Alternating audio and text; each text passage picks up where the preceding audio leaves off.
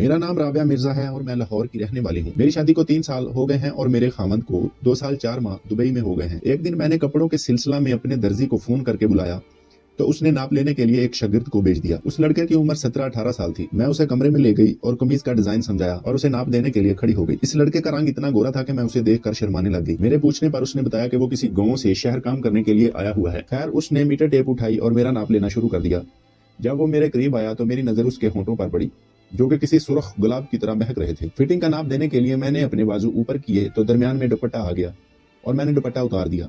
मेरी कमीज का गला खुला था तो मैं उसकी नजर को अपने पुस्तानों के दरमियान से चीरता हुआ देख रही थी। वो कुछ हिचकिचाहट महसूस कर रहा था तो मैं हंसते हुए कहा, बेफिक्र होकर नाप लो। मेरी मुस्कुराहट देखकर उसका हौसला बढ़ गया और उसने मीटर का एक सिरा मेरी एक बगल की तरफ रखा और दूसरा सिरा दूसरी बगल में। जब वो नाप ले रहा था तो मुझे अपनी रानों पर कोई गर्म सी चीज महसूस हुई जो मुझे बहुत अच्छी लगी। वो कमीज की फिटिंग का नाप ले चुका था, अब शलवार का नाप लेना था। मैंने कहा कि जो शलवार मैंने पहनी हुई है ये पुरानी है और ये बहुत टाइट हो गई है और मैं कुछ मोटी हो गई हूँ, तो तुम दोबारा नाप लो। मैंने कमीज हटाकर उसको रानों का नाप देने लगी तो उसके नरम उंगलियों के लिम्स मेरे वजूद में समा रहे थे और मेरे मुंह से आह निकली।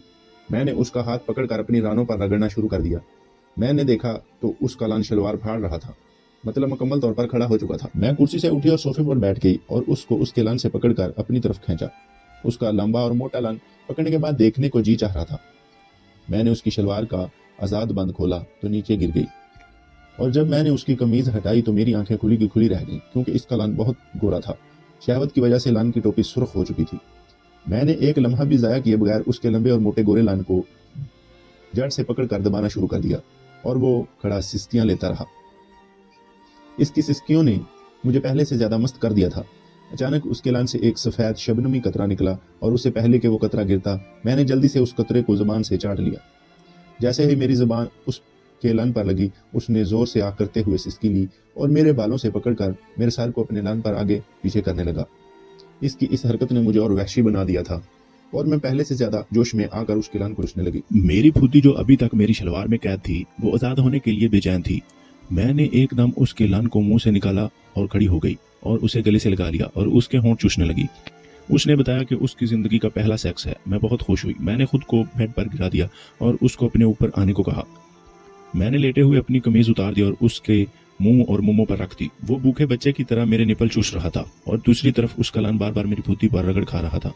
जब वो मोमो को चूसता हुआ नाव तक पहुंचा तो उस दौरान मैंने अपनी शलवार उतार दी और उसका सर पकड़कर नाव से नीचे अपनी बेताब फूदी पर रखा। वो मेरा इशारा समझ चुका था और उसने मेरी टांगों को खोलकर मेरी फूदी को चाटना शुरू कर दिया।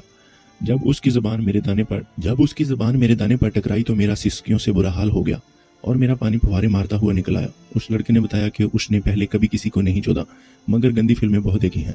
यह कहकर उसने मेरी टांगों को ऊपर उठाया और अपने लान का सारा मेरी फूदी पर रखकर जोरदार झटका मारा। झटका इतनी शिद्दत से था कि उसका पूरा लान मेरी फूदी में घुसता हुआ चला गया। फिर उसने अपने हाथों से मेरी बगलों को नीचे से गुजार कर मेरे कंधों को मजबूती से पकड़ लिया। तब तक मैं उसकी कमर को अपनी टांगों में जकड़ चुकी थी। जब हमने एक दूसरे को अच्छी तरह जकड़ लिया तो उसकी जवानी जोश में आई और उसने झटकों में इजाफा कर दिया। उसके झटके यूं महसूस हो रहे थे कि उसका लान मेरे हलक तक आ गया है। जब उसने झटकों के साथ आहा की आवाजें निकाली तो मैं समझ चुकी थी कि अब ये फारग होने के करीब है। मैंने उसे अपनी बाहों के हिसार में ले लिया। लान और फुदी की इस जंग में हमारे सीने भी आपस में टकरा रहे थे और हमें एक दूसरे की गर्मी महसूस हो रही थी जो हमारे लुत्फ में इजाफा कर रही थी। फिर उसने मेरी गर्दन पर अपने होंठ रखकर जोर से आखिरी झटका मारा और गर्म पानी का दरिया मेरे अंदर अंडेल दिया।